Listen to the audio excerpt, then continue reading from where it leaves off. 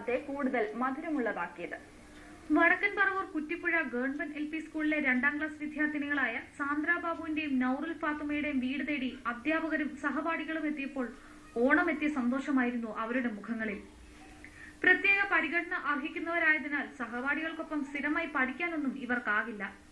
ആഴ്ചയിലൊരിക്കൽ അധ്യാപകർ വീട്ടിൽ വന്ന് ക്ലാസുകൾ എടുക്കുകയാണ് പതിവ്.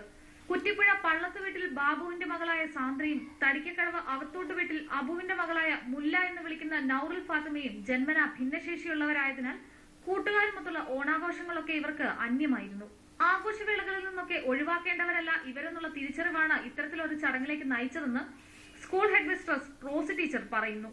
വിഭവസമൃദ്ധമായ ഭക്ഷണത്തിന് ശേഷം വീട്ടുമുറ്റത്ത് ഒത്തുചേർന്ന് ഓണപ്പാട്ടുകളും പാടിയതിനു ശേഷമാണ് സഹപാഠികളും അധ്യാപകരും അടങ്ങുന്ന സംഘം മടങ്ങിയത്.